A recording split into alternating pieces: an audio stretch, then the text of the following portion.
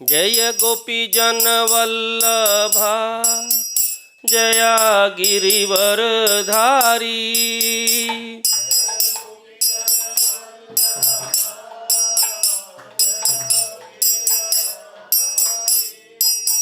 जय गोपीजन वल्लभा जया गिरिवरधारी।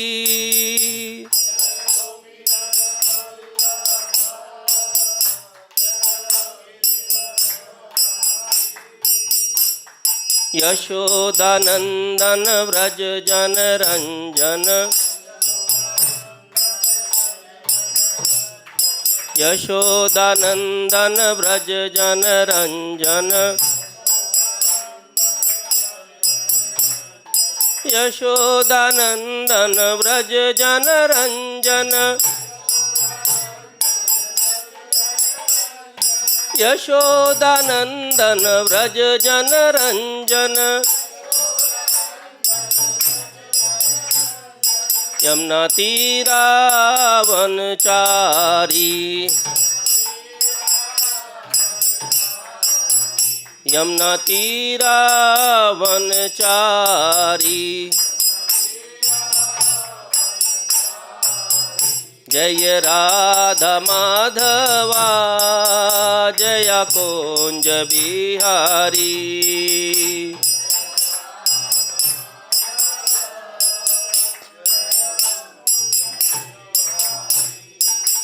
हरे कृष्णा कृष्णा कृष्णा हरे हरे, हरे राम राम राम हरे हरे।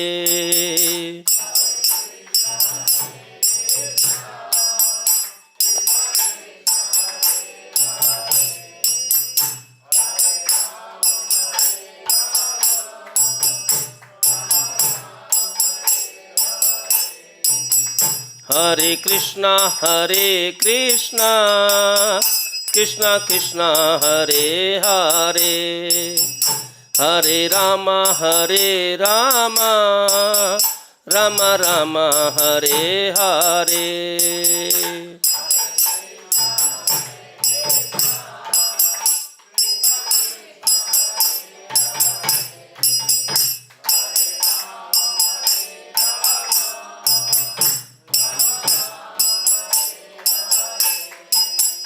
हरे कृष्णा कृष्णा कृष्णा हरे हरे, हरे राम राम राम हरे हरे।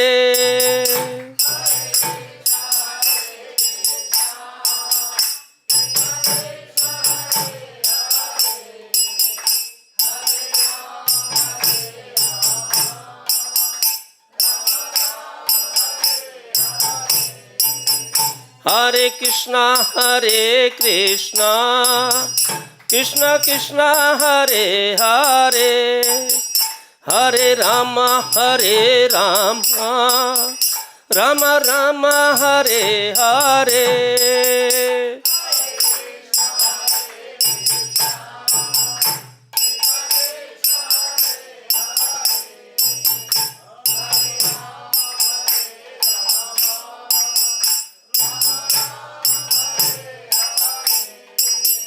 हरे कृष्णा कृष्णा कृष्णा हरे हरे, हरे राम राम राम हरे हरे।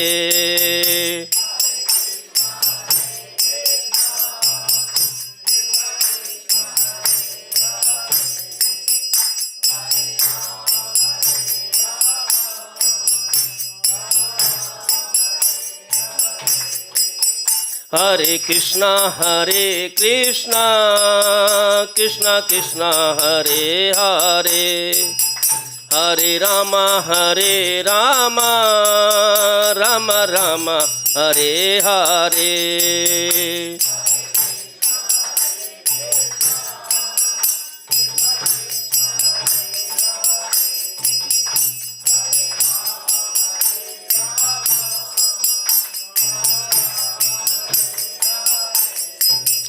जय राधा माधवा जय कुंज बिहारी।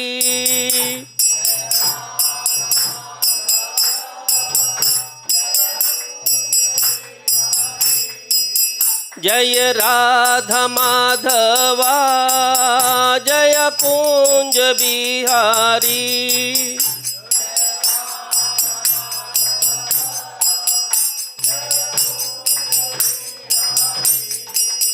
जय राधा माधवा जय कुंज बिहारी।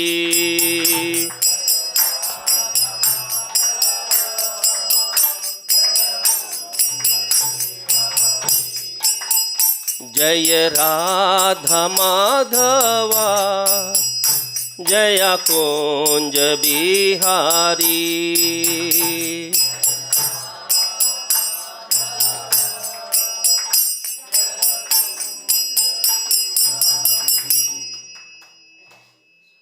श्री राधा माधव जी की, श्री कृष्ण बलराम जी की, श्री राधा श्यामदलता विशाखा देवी जी की, श्री गौर नित्याय जी की, शिला प्रभुपाद की, शिला गुरुदेव की, नित्याई गौर प्रेमानंदे।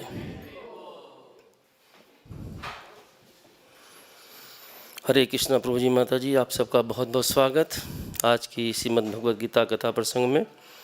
और आज हम लोग 7वें अध्याय से जो 20वां श्लोक है उसके ऊपर जैसी प्रेरणा होगी शिला गुरुदेव की, शिला प्रभुपाद की, उसके अनुसार हम लोग चर्चा करेंगे। लेकिन सबसे पहले मंगलाचरण। ओम अज्ञानतिमिरन्धस्य ज्ञानाञ्जनशलाकया चक्षुरुन्मीलितं येन तस्मै श्रीगुरुवे नमः। श्रीचैतन्यमनोभीष्टं स्थापितं येन भूतले स्वं रूपकदा मह्यं ददाति स्वपदान्तिकं। वन्देऽहं श्रीगुरो श्रीयुतपदकमलं श्रीगुरुन् वैष्णवांश्च श्रीरूपं साग्रजातं सगणरघुनाथन्वितं तं सजीवं साद्वैतं सावधूतं परिजनसहितं कृष्णचैतन्यदेवं श्रीराधाकृष्णपादांश्च सगणललिता श्रीविशाखान्वितांश्च। हे कृष्ण करुणा सिंधो दीनबंधो जगतपते गोपेश गोपिका कांत श्रीराधा कांत नमोस्तुते। तप्त कांचन गौरांगी श्रीराधे वृंदावनेश्वरी वृषभानुसुते देवी प्रणमामि हरिप्रिये। वाञ्छाकल्पतरुभ्यश्च कृपा सिन्धुभ्यैव च पतितानां पावनेभ्यो वैष्णवेभ्यो नमो नमः। जय श्री कृष्ण चैतन्य प्रभु नित्यानंद श्री अद्वैत गदाधर श्रीवासादि गौर भक्तवृंद। हरे कृष्ण कृष्ण कृष्ण हरे हरे, हरे राम राम राम हरे हरे।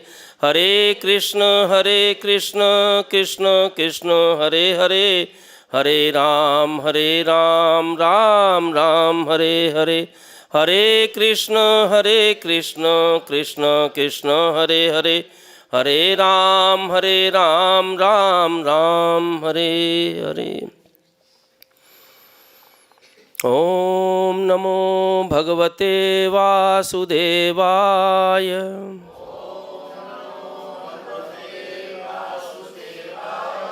ओम नमो भगवते वासुदेवाय।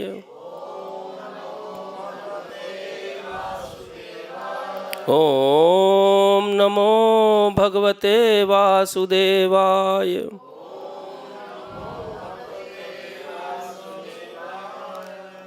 हरे कृष्णा। श्रीमद् भगवद गीता अध्याय 17 श्लोक संख्या 20। दातव्यम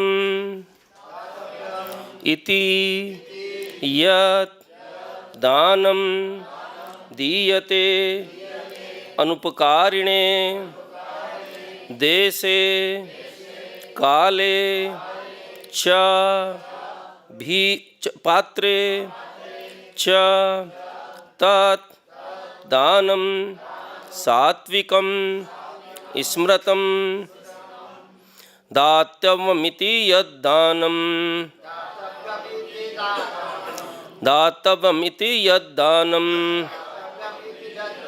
दीयते अनुपकारिणे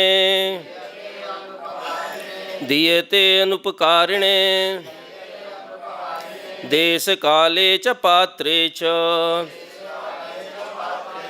तद्दानं सात्विकं स्मृतं दातव्यमिति यद्दानं दीयते अनुपकारिणे देशकाले च पात्रे च तद्दानं सात्विकं स्मृतं दातव्यमिति यद्दानं दीयते अनुपकारिणे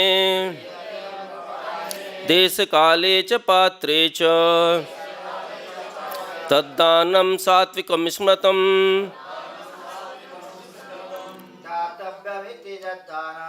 दातव्यमिति यद्दानं दीयते अनुपकारिणे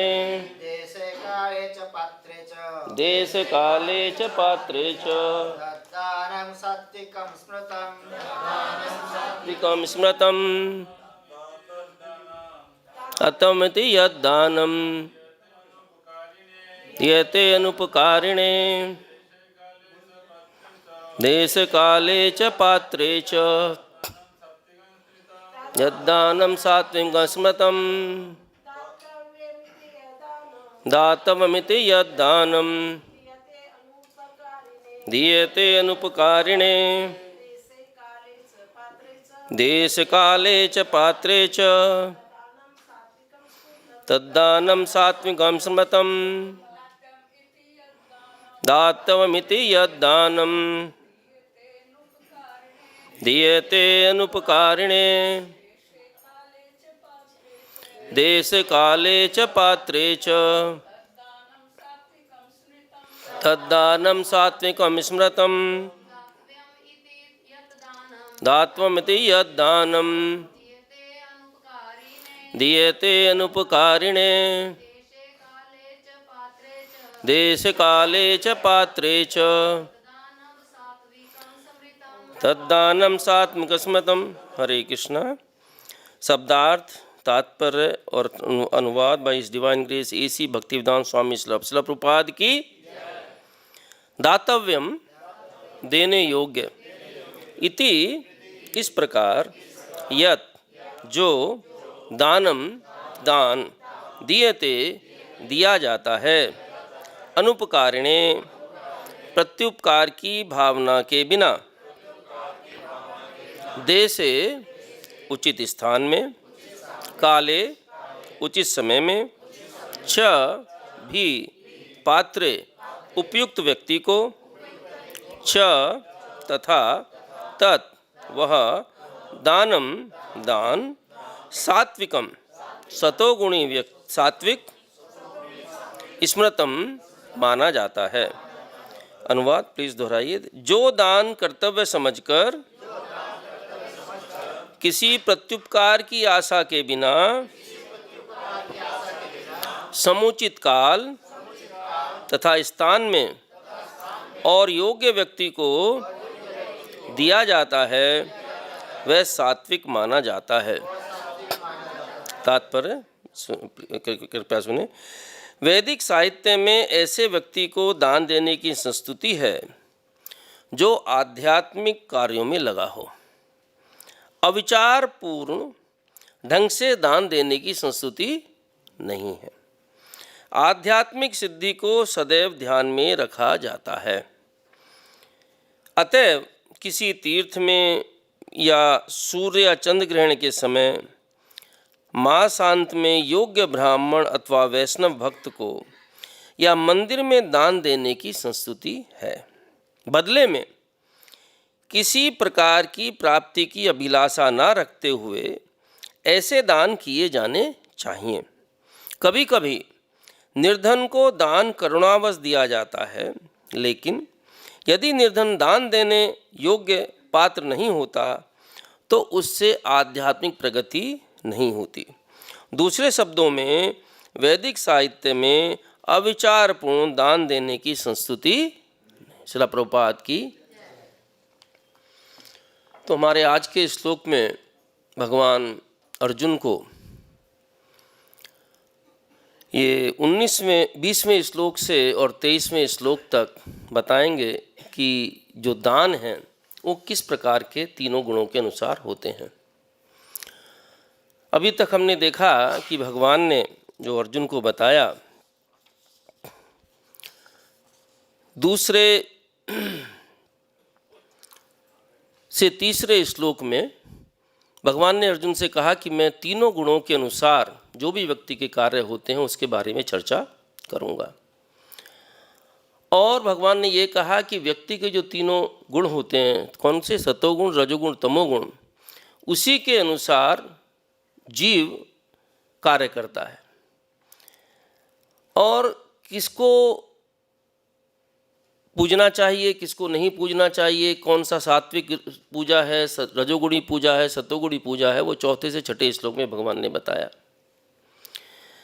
फिर भगवान ने विचार किया कि अर्जुन को ये जानना बहुत ज़रूरी है कि जिसके ऊपर जीवन आधारित है, हम सबका जीवन आधारित है भोजन के ऊपर।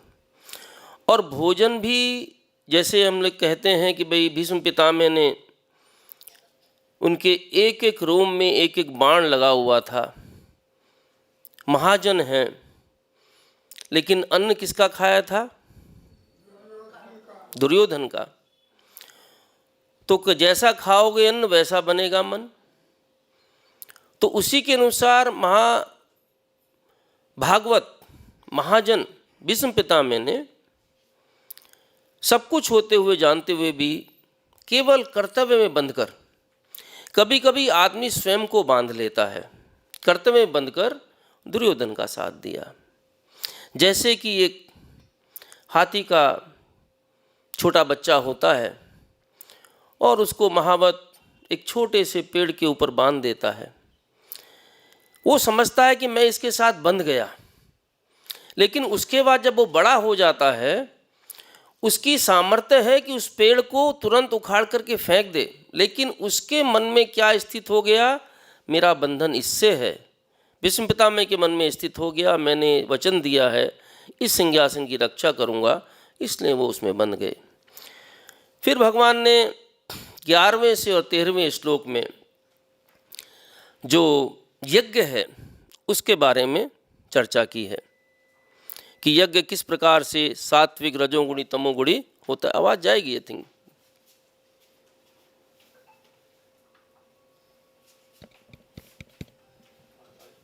कोई बात नहीं। उसके बाद भगवान ने 14वें श्लोक से और 19वें श्लोक तक जो शारीरिक, वाचिक और मानसिक कर्म होते हैं उसका विभाग किया तीनों गुणों के अनुसार। अब ये देखते हैं हम लोग कि जो आज के श्लोक में भगवान ने शुरू किया है कि अर्जुन, दान भी 3 प्रकार के होते हैं, सतोगुणी, रजोगुणी और तमोगुणी।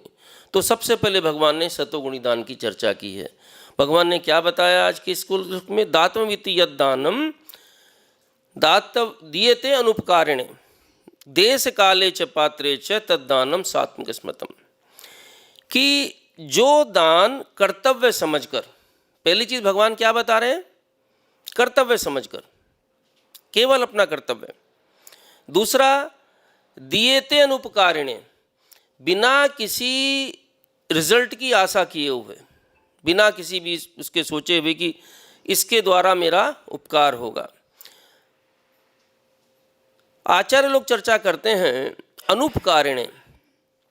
अनुपकारिणे का मतलब ये भी है कि किसी ने हमारे ऊपर कोई उपकार नहीं किया और आगे उपकार करने की कोई संभावना भी नहीं है। ये भी चांस नहीं है कि आगे को हमारे ऊपर कोई उपकार करेगा। तो ऐसे व्यक्ति को दान देना चाहिए कि नहीं देना चाहिए?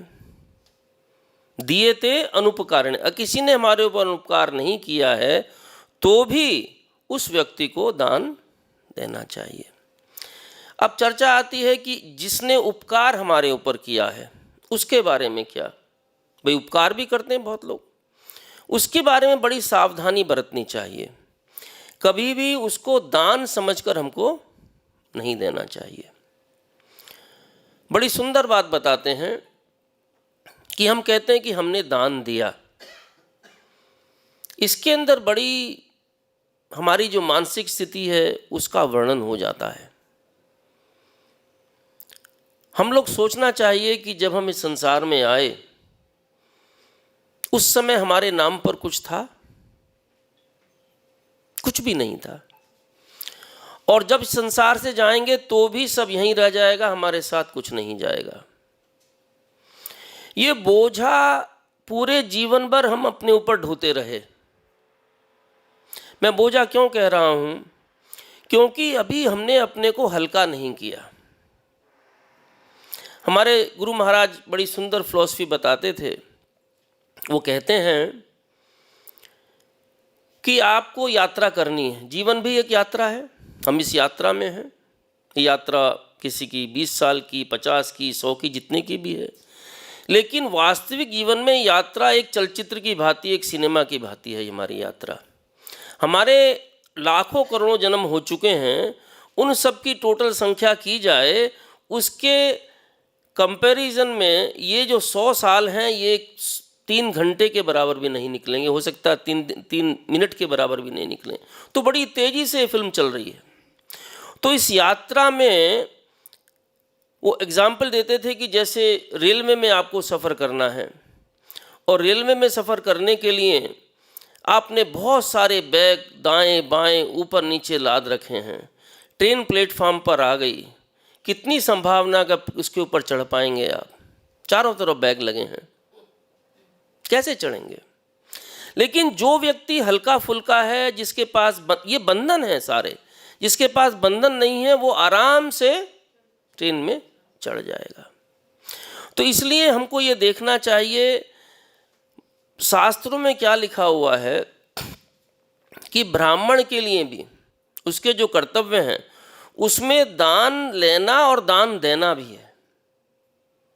दान लेना और जो ब्राह्मण है, दान लेना उसका कर्तव्य है, लेकिन अपनी ज़रूरत के अनुसार रख करके बाकी उसको दान देना चाहिए।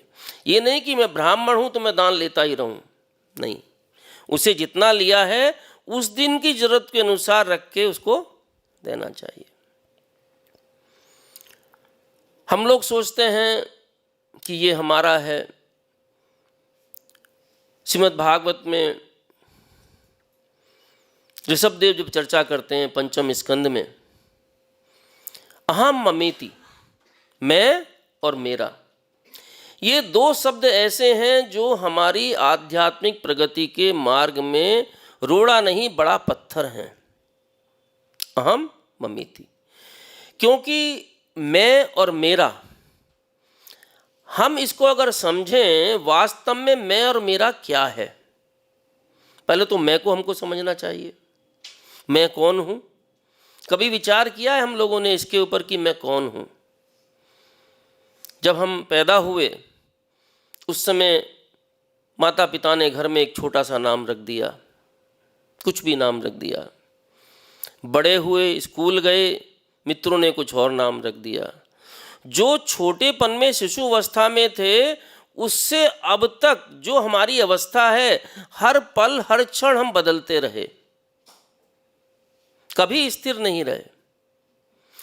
और जो बदलाव हुआ वो ऐसा हुआ कि हमने सोचा कि आज हम 10 के हो गए, 20 के हो गए, 50 के हो गए। नहीं, हमारे पास जितना समय था उसमें से इतना समय कम रह गया। तो माइंड ऑफ अर्जेंसी जो है ना हमारे अंदर आनी चाहिए। एक एक दिन के साथ में हमारे अंदर ऐसी आतुरता पैदा हो जानी चाहिए कि मेरा समय कम हो रहा है, कम हो रहा है, कम हो रहा है। क्योंकि जो समय बीतता चला जा रहा है वापस नहीं है। प्रभुपाद जी कहते हैं आप लाखों करोड़ों डॉलर दे दोगे, 1 सेकंड आपको वापस नहीं मिलेगा। तो इसलिए जो दान है उसकी भी चर्चा भगवान क्या करते हैं, इस जो हमको जो कुछ भी मिला है उसके बारे में देखिए ईशोपनिषद में बड़ा सुंदर बताया गया। ईशावास्यमिदस्वरम यत्किन जगन्त्याम जगत तेन त्यक्त्वा मुंजिता माँ ग्रदास्विधनम, कि ईशावास्यम इदम सर्वम, इस पूरे सृष्टि में इस भगवान ने हरेक के हिस्से का जितना भी है वो फिक्स किया। जब व्यक्ति इस संसार में शरीर धारण करता है उसके कर्मों के अनुसार उसको जो भी मिलना है वो निश्चित हो जाता है, वो उसको निश्चित हो जाता है। और ये कहा गया कि इसीलिए उसको अपने लिए जो आवश्यक हो वही स्वीकार करना चाहिए। बड़ी सुंदर बात भगवान ने भगवत गीता में बताई जब वो 5वें अध्याय का अंतिम श्लोक बोलते हैं, जिसको कहते हैं पीस फॉर्मूला। क्या है वो? भोक्तारे मग तपसाम सरलोक महेश्वरम सूर्यस्र भूतानाम ज्ञात्माम शांतिम रिच्छति। भोक्तारे यज्ञ तपसाम, सारा झगड़ा ही इसी बात का है, मैं और मैं। भगवान ने कह दिया तुम किस बात के भोक्ता बनते हो? ये महल, ये कोठी, ये अलग अलग आपके बाग बगीचे, विमान, क्या क्या आपने लेके रखे हो, उसके भोक्ता हो सकते हो आप? कितनी भी बड़ी आप 100 कमरों की कोठी बना लो, लेकिन उसमें रहोगे तो 3x6 की जगह में ही, उससे ऊपर जगह आप यूज़ नहीं कर सकते। आप सोचिए, हम इकट्ठा करते हैं और जब इकट्ठा करते हैं तो भोगने में बात आती है, सबसे ज़्यादा कष्ट हमको कौन देता है? हमारी जीवा। हमारी जीवा स्वाद तो लेती ही है, लेकिन कभी कभी ऐसे शब्द भी बोल देती है जिसके द्वारा हमारे ऊपर विपत्तियों के पहाड़ आ जाते हैं। तो इसलिए हम सोचते हैं, एक छोटा सा अगर हम एग्जाम्पल लें, किसी प्रभु जी माता जी को कोई पर्टिकुलर चीज़ पसंद है, रबड़ी पसंद है, संदेश पसंद है, कुछ भी पसंद है, आप गए, जिसके यहाँ आप गए हैं उसने आपके सामने वो रखा, ला करके बड़े प्रसन्न हुए, बहुत अच्छी बात है, अभी मेरी पसंद का ख्याल रखा। आपने वो लिया, वो ग्रहण किया, दूसरा आ गया, अरे बहुत सुंदर है, फिर तीसरा आ गया, अरे थोड़ा रुको, नहीं प्रभु जी बहुत है अभी, फिर और आ गया। एक समय वो स्थिति हो जाएगी, आपको उसी वस्तु से घृणा हो जाएगी जिससे आप इतनी प्रेम करते हैं, जितनी चाह रखते हैं।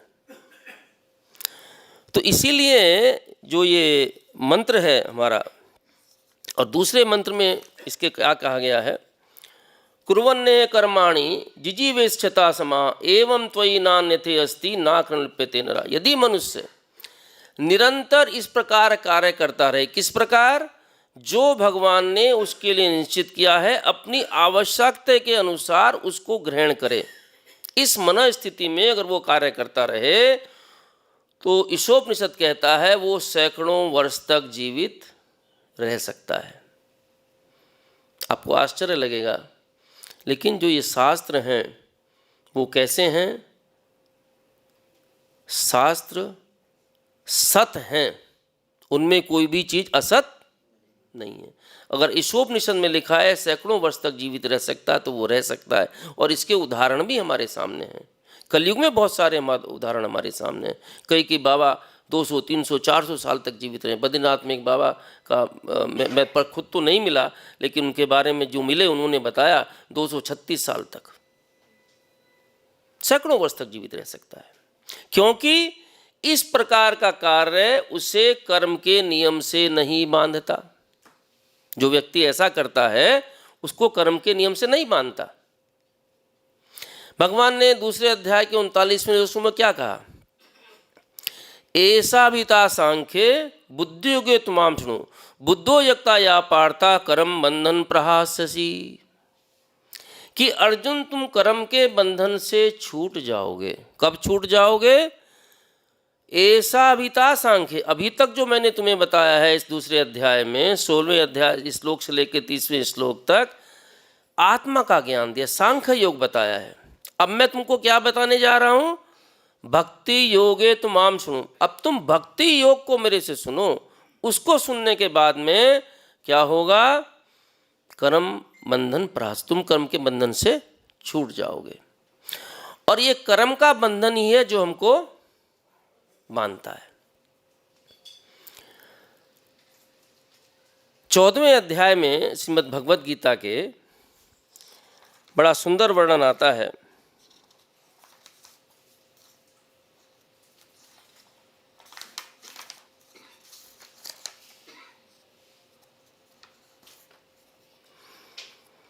कि जो रजोगुण और सतोगुण और तमोगुण, जिसके अनुसार भगवान जो हैं सारे श्रद्धा के विभाग कर रहे हैं, जो हमारा अध्याय का शीर्षक है श्रद्धा के विभाग। आज हम दान के बारे में जान रहे हैं। आपको जानकर के आश्चर्य होगा कि सतोगुण भी हमको बांधता है। रजोगुण तमोगुण तो बांधते ही हैं, सतोगुण भी बांधता है। सतोगुण किससे बांधता है हमको?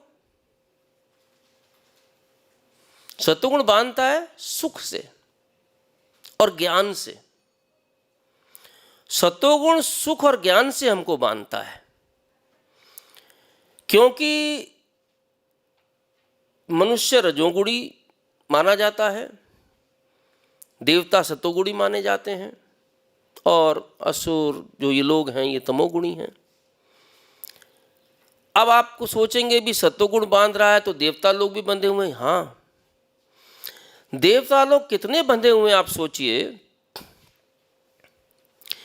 कि किस प्रकार से इंद्र बात बात पर हम देखते हैं शास्त्रों में विचलित हो जाते हैं। ऐसे विचलित हो जाते हैं, तुरंत कामदेव को बुलाते हैं, कामदेव तुरंत आओ, ये तपस्वी, ये नारद है, ये है, ये तपस्या कर रहा है, इसकी तपस्या भंग करो, मेरा सिंहासन चला जाएगा। इंद्र किससे बंधा हुआ है? अपने सुख के सिंहासन से बंधे हुए हैं। सारे देवता बंधे हुए हैं। तो इसलिए जो दान है, शब्द आया अनुपकारिणे, बिना किसी प्रतिकार की आशा के बिना। अगर सतोगुणी दान भी आप करते हैं, सतोगुणी दान में क्या कंडीशन बताई भगवान ने?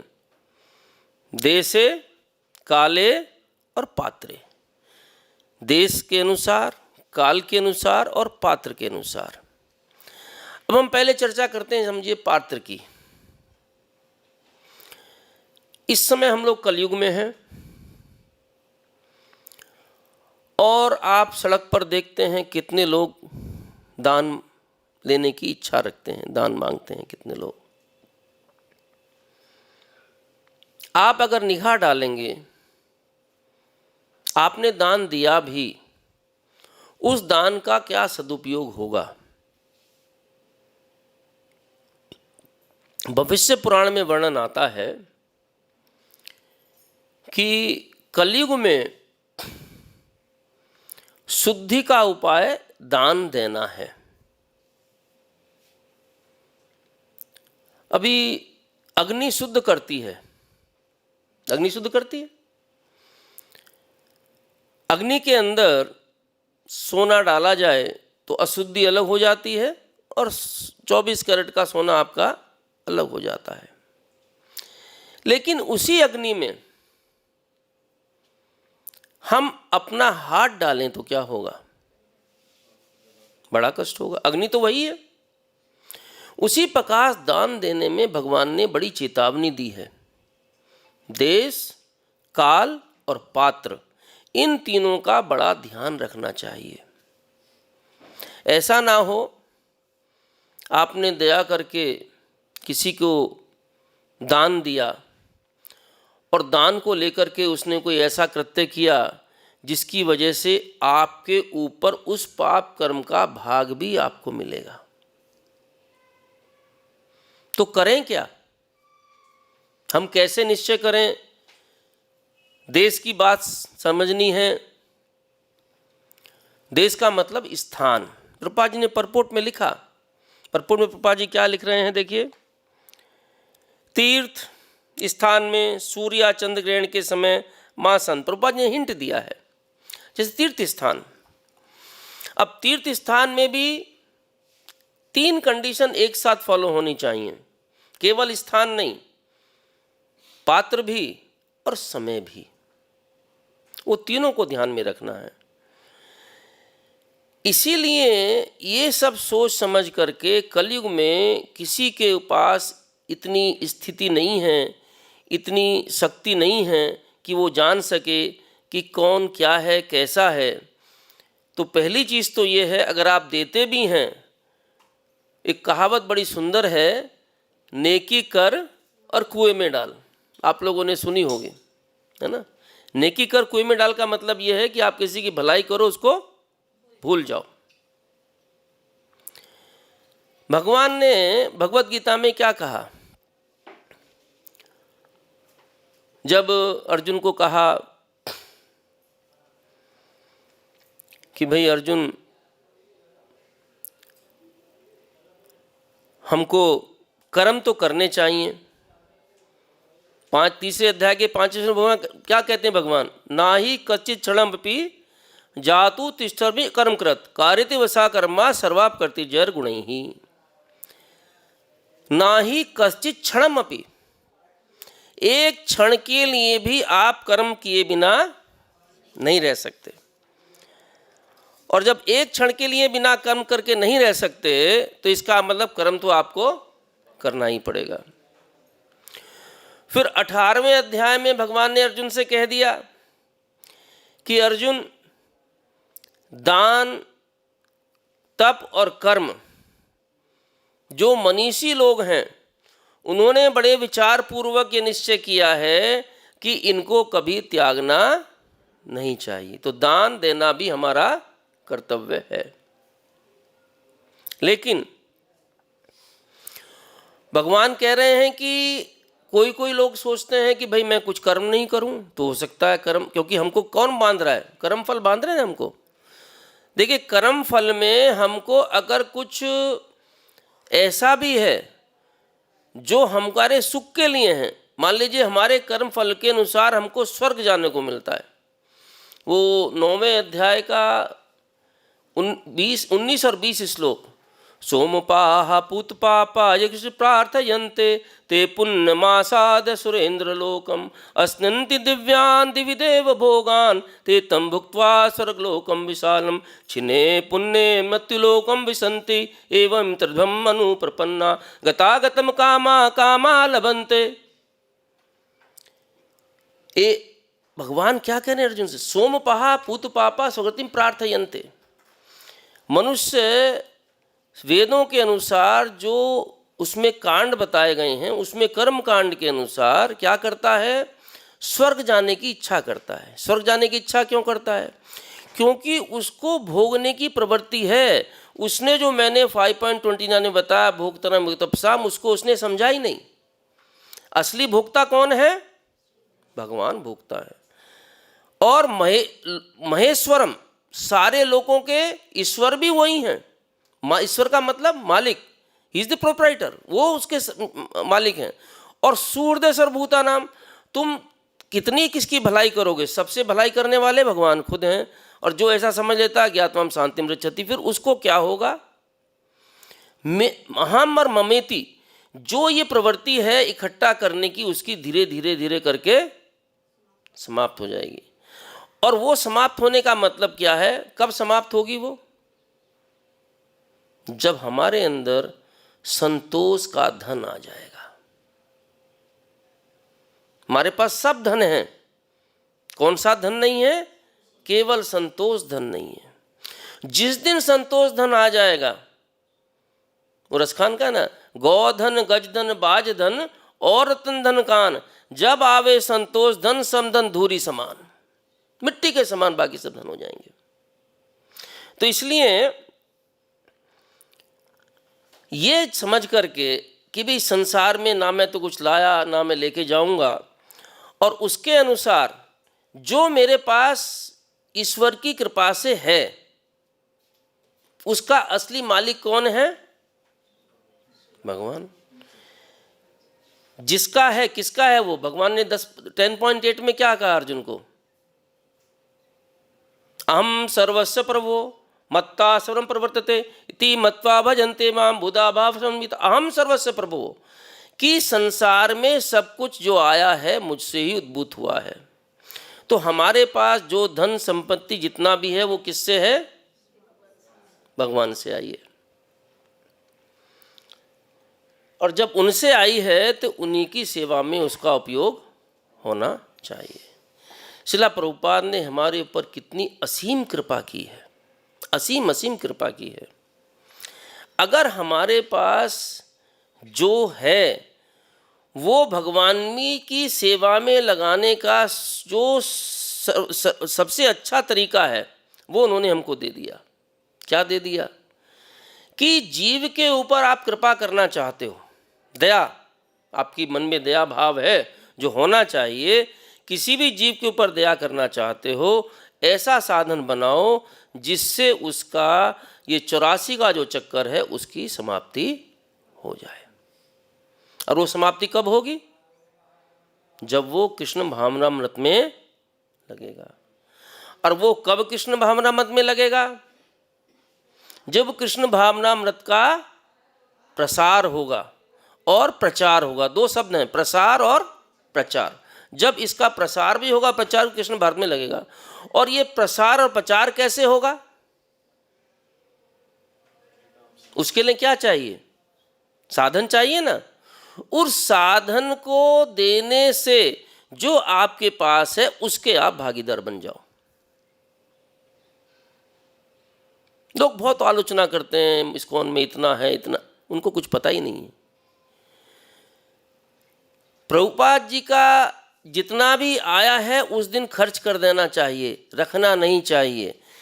क्यों? क्योंकि जब हम उसको खर्च करेंगे तो इसका प्रचार और प्रसार होगा, उससे जितने भी जीव हैं उनको भगवान से जुड़ने का मौका मिलेगा। बहुत लोगों ने अनेक अनेक दान दिए, अनेक दानी हुए। महाराज शिबी,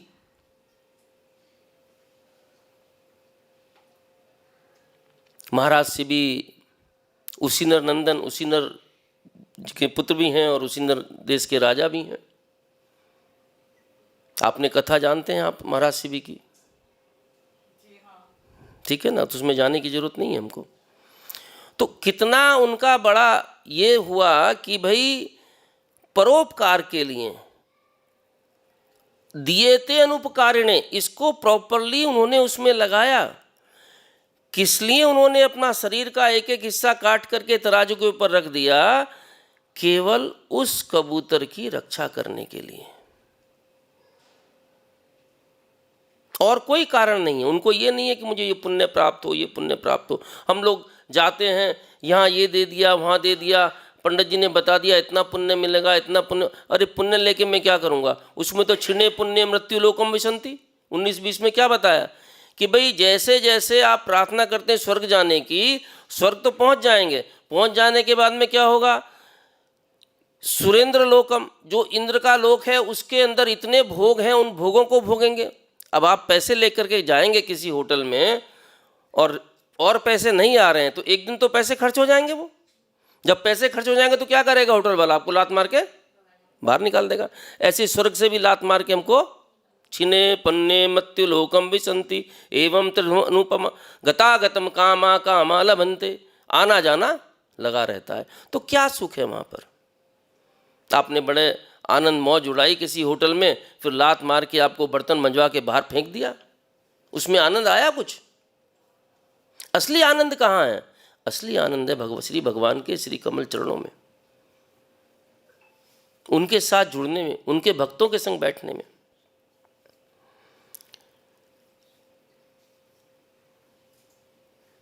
प्रहलाद महाराज, उनके पुत्र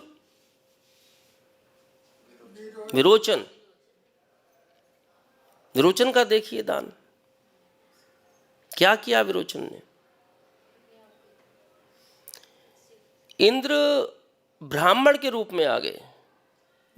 प्रहलाद तो महाजन हैं, भगवान के बहुत बड़े भक्त हो गए, ये भी उसी राह पर चल रहा है, तो क्या होगा? असुर तो है ही, कभी भी कुछ भी करेगा, बड़ा ताकतवर है। तो इंद्र आ गए।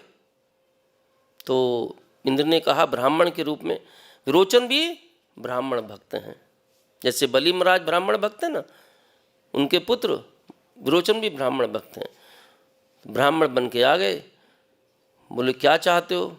बोले वचन दो। वचन दे दिया, अपना शीश उतार करके दे दो। तुरंत बिना वो ये बताया, इंद्र मैं जानता हूँ तुम ब्राह्मण नहीं हो, तुम इंद्र हो, लेकिन ब्राह्मण के वेश में आए हो, इसलिए मैं तुमको ये वचन दिया है, उसके पालन दे।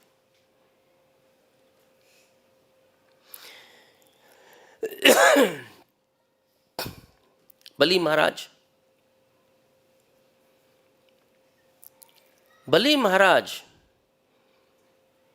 जो भगवान की इतनी कृपा प्राप्त कर सके कि भगवान ने उनको, देखिए बड़ी सुंदर बात है, बलि महाराज के पास पहले इंद्र का राज्य था, इंद्र के अधिपति थे, स्वर्ग के थे, वो नहीं थे। बलि महाराज केवल पाताल में थे, इंद्र के अधिपति नहीं थे, इंद्र का स्वामित्व नहीं था उनके पास। भगवान ने इंद्र को भेजा संधि करने के लिए। समुद्र मंथन हुआ। समुद्र मंथन के बाद जब ये लोग जीत गए, देवता लोग, और बलि महाराज को मार दिया गया, तो शुक्राचार्य ने उनको जीवित किया, और इंद्र ने अपमान कर दिया अपने गुरु का, बृहस्पति जी का। तो बलि महाराज ने जो सेवा की है, किसकी सेवा की? गुरु की, शुक्राचार्य की। उस सेवा के फलस्वरूप बलि महाराज की स्थिति ऐसी हो गई कि कोई भी, भगवान भी कहते हैं माता अदिति से, मेरे दर्शन का फल जरूर मिलता है, लेकिन अब मुझे सोचना पड़ेगा। अब सोचिए, भगवान कह रहे हैं मुझे सोचना पड़ेगा, इसका उपाय निकालना पड़ेगा, क्योंकि बलि को तो युद्ध में हराया नहीं जा सकता। क्यों? बलि के ऊपर गुरु कृपा है। इंद्र जब भागे भागे जाते हैं किसके पास? अपने गुरु बृहस्पति के पास। बलि महाराज आ गए, और उस समय स्वर्ग का जो वर्णन दिया है, इतना सुंदर वर्णन दिया है भागवत जी में, कि एक छोटी सी झलक आप देखेंगे। हमारे यहाँ स्वर्ग के अंदर बताया है करोड़ों विमान हैं, सारे देशों के मिला करके भी लाखों विमान नहीं होंगे, वहाँ करोड़ों विमान हैं, मन की गति से चलने वाले। इतना सुंदर वर्णन दिया है। शंख बजाया है बलि महाराज ने, इंद्र की हालत एकदम खस्ता हो गई, दौड़े दौड़े गए। लगता है बलि के ऊपर इतना तेज कहाँ से आ गया, इतनी स्थिति कहाँ से आ गई, गुरुदेव बताओ हम क्या करें? गुरुदेव क्या कहते हैं? इंद्र इस समय बलि को किसी भी रूप में जीता नहीं जा सकता। क्यों नहीं जीता जा सकता? उसके ऊपर भृगुवंशी ब्राह्मणों का तेज की कृपा है, उसको जीता नहीं जा सकता। तो इसलिए तुम क्या करो, चले जाओ। खैर वो तो कथा है, भागवत जी में पूरी दी हुई है। लेकिन देखिए, बलि महाराज को 3 पग भगवान ने भूमि मांगी। बलि महाराज ने बहुत कहा ये ले लो वो ले लो, उन्होंने कहा नहीं मुझे 3 पग भूमि चाहिए। उस प्रसंग में भी ये बात आती है, भगवान कहते हैं कि अगर बलि में आज, मैं जानता हूँ तुम्हारे पितामह कितने बड़े दानी हुए हैं, यहाँ तक भगवान ने कह दिया कि तुम्हारे जो पितामह थे, कौन पितामह थे बलि के? प्रपितामह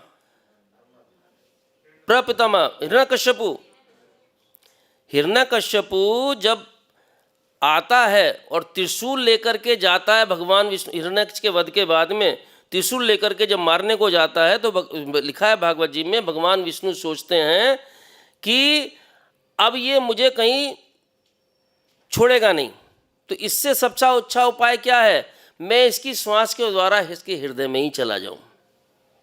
भगवान ये बात बोलते हैं। तो वो वामन भगवान कहते हैं कि अगर तुम मुझे देना चाहते हो और मैं एक द्वीप की इच्छा करूं, मुझे मिल जाए, तो कल को मैं 7 द्वीप चाहूँगा। तो इसलिए कहते हैं कि जितनी आवश्यकता हो उसके अनुसार ही मांगना चाहिए, रखना चाहिए। वो दान देने और दान लेने की प्रथा है। और ये सतोगुण दान में भी कंडीशंस जो लगाई वो तो ठीक है, लेकिन कोई भी दान क्या समझ करके देना चाहिए? आप दानी नहीं है, आप दानी नहीं है। क्यों? आपकी क्षमता ही नहीं है दान देने की। दान कौन किसको दे सकता है? बलि ने जो इंद्र का राज्य था, उन्होंने उसको जीता था, उनका नहीं था, वो तो भगवान ने ले लिया, तीनों लोग ले लिए, अब तीसरा पग बच गया। तीसरे पग में बलि कहते हैं, जब पूरा बांध लिया कि प्रभु आप अपना चरण कमल मेरे, क्योंकि धन से धनी बड़ा होता है, समझे आप? जो धन है किसी के पास होता है, तो जिसके पास होता है धन उसके अंडर में होता है, तो वो धनी जो उससे बड़ा है। तो ये सब मेरा तो हम लिखते हैं कि धनी तो अभी बाकी है ना, धन तो चला गया लेकिन धनी बाकी है, तो मैं उस धन से भी बड़ा हूँ, तो मेरे सर पर आप, जिससे कि मेरा ये बुद्धि जो है वो समित हो जाए। और उसके उपरांत बलि के ये दान के बाद भगवान ने क्या किया सोचिए। भगवान बलि को क्या दे दिया? जो लिया था, जो लिया था उससे सैकड़ों गुना, वामन पुराण में लिखा है सैकड़ों गुना ज्यादा वैभव संपन्न सुतल लोग उसको, सैकड़ों गुना। स्वर्ग में क्या है? स्वर्ग चिंता मुक्त है क्या? चिंता मुक्त नहीं है, थकान भी होती है। बलि के सुतल लोक में ना चिंता है, ना थकान है, उद्विग्न है, ना द्वेष है, ना विद्वेष, कुछ भी नहीं है। वहां तो हर दरवाजे पे भगवान खड़े हैं।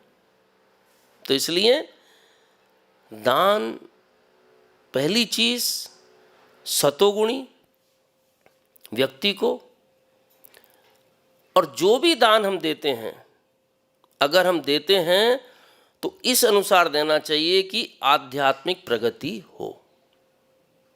पुण्य इकट्ठे करने के लिए प्रभु जी माता जी नहीं, पुण्य का मतलब पुण्य का जो फल है वो हमको बांध देगा, और हमको बंधन से बाहर निकलना है, उसमें बंधना नहीं है। तो इसीलिए जो भी दान हम दे रहे हैं, देश का, काल का, पात्र का ध्यान रखते हुए, और उन सब के लिए प्रभुपाद जी ने जो उपाय बताया है, भगवान के कथा, भगवान के नाम संकीर्तन, प्रचार प्रसार करने के लिए उसमें सहयोगी बन करके हम अपनी चीज़ों का सदुपयोग कर सकते हैं। जो भी धन संपत्ति है, एक छोटी सी कथा है, इस दृष्टांत है, मैं आपको बताता हूँ। एक साधु बाबा थे जिनका नियम था मधुकरी करना। मधुकरी उसके यहाँ करते थे जो सत्य बोलता है, ये उनका नियम था। तो ढूंढा किसी, हर जैसे सुखदेव गोस्वामी एक जगह नहीं रुकते थे, एक दूसरा शहर में गए, पता किया कि यहाँ का नगर सेठ है, वो जो है सत्य बोलता है, उसके घर चले गए, कोठी पे पहुँच गए, बैल बजाई, आया, बड़ा आदर सत्कार किया, बुला करके अंदर ले गया, बातचीत होने लगी। संत लोगों की हमेशा प्रयास रहता है कि किसी के यहाँ से कुछ स्वीकार करें तो दे करके जाएं। क्या देता है संत? संत की कृपा क्या है? उपदेश। कैसा उपदेश? जो जीव को भगवान के पास लेकर के जा सके। तो बातचीत कैसे शुरू होगी? आप कैसे हो और आपकी उम्र कितनी हो गई? सेठ कहने लगा, बाबा मेरी उम्र 5 साल की है। साधु बाबा कहने लगे, भी तेरी उम्र, तू तो बूढ़ा हो चला है, तू 5 साल की उम्र बता रहा है, ऐसे झूठे के पास मैं क्या करूँगा? चल दिए। बोले नहीं, बैठा लिया। फिर आगे पूछा, और परिवार में कौन कौन है? मेरा एक ही बेटा है। बोले 4 बेटे तेरे, मैं सब कुंडली लेके आया हूँ अपनी पूरी खोल करके तेरी, तू 4 बेटों में से एक बेटा बता रहा है, यहाँ भी तू झूठा निकला, अब बैठूंगा नहीं। जबरदस्ती बिठा लिया, बोले और धन संपत्ति, बोले जिस कोठी में हो, जिस कुटिया में हो, यही मेरी है, बाकी से अब तो बाबा चल दिए। साधु पकड़ के ले आया, पैरों में पड़ गया सेठ, बोले बाबा मैंने जो कहा है सब सत्य कहा है। जो हमारा अपना क्या है, शास्त्र क्या कहते हैं, भगवत श्रीमद् भागवतम में दूसरे स्कंद में क्या है, आयुर्हति वही पुंसाम उड्डन नसो, कि असो सूर्य जब उगते हैं और अस्त होते हैं मनुष्य की एक दिन की आयु कम कर देते हैं। उत्तम श्लोक वार्ता। लेकिन जो भगवान की चर्चा में जो हम लोग कर रहे हैं, जो समय बीतता है उसको वो कम नहीं कर सकते। इसलिए इस उपनिषद में क्या कहा कि सैकड़ों वर्ष तक जीवित रह सकता है। कब रह सकता है? अपना समय भगवान की सेवा में, भगवान की भगवत चर्चा में, भगवत कीर्तन में, भजन में बिताए हो, जो वो समय उसका अपना है। पुत्र के बारे में पूछा, कहले बाबा बाकी चाहे तो 4 पुत्र, लेकिन 3 मेरी बिल्कुल विरुद्ध जाते हैं, मुझसे पिता की बात नहीं मानते। ऐसा पुत्र जो पिता की बात नहीं मानता है वो 3rd कैटेगरी का निकृष्ट भी नहीं है, वो मूत्र के समान है, वो शास्त्र अनुसार पुत्र है ही नहीं। एक ही पुत्र है। छोटे को बुलाया, बाबा के पैरों में गिरा, बड़ी उसने सब आप भगत की सब कुछ किया। कथा लंबी है, मैं शॉर्ट कर देता हूँ इसको। इसी कैसे जो धन संपत्ति है, बोले धन संपत्ति वो है अपनी जो भगवत सेवा में, संत सेवा में उपयोग होती हो। तो ऐसे ही जो दान, जो हम सोच रहे हैं दान, पहली चीज़ तो दान हम देने के कोई भी योग्यता हमारे अंदर नहीं है। जो है जिसका है उसको अर्पण हमको करना है। तो चाहे जीव हो, जब भगवान के भक्त हों, उनकी संगत में, साधु सेवा में, जो भी हम दे सकें हमको देना चाहिए इन तीनों कंडीशंस के अनुसार। फिर वो सतोगुणी जो दान को दान समझकर नहीं, वो हमने कर्तव्य किया है, उसका फल आपको प्राप्त नहीं होगा। और जब फल प्राप्त नहीं होगा, धीरे धीरे करके, जैसे भगवत गीता में भगवान बताते हैं 9वें अध्याय के 27वें 28वें श्लोक में, यत् करोसि नासि तपस्यासि कौन्तेय मदपणम शुभ अशुभ फलैरेव मोक्षे क्रम बंधने संन्यास विमुक्ता वा मुक्तो माम उपैस्यसि, कि जो भी करो, दान दो, तप करो, जो भी करो, वो मुझे अर्पण करते हुए करो। उससे क्या होगा? शुभ या अशुभ कोई भी फल होगा वो तुमको प्राप्त नहीं होगा। कर्म बंधन प्राश्यसि, तुम कर्म बंधन के उससे मुक्त हो जाओ। उसी प्रकार से हमको दान भी करना चाहिए। श्रीमद् भगवत गीता की, श्रीला प्रभुपाद की, श्रीला गुरुदेव की, नित्याय गौर प्रेमानंदे। सॉरी प्रभु जी, समय हो गया है। प्रश्न शायद बाद में अगर इंडिविजुअल लेना चाहें तो हम ले सकते हैं।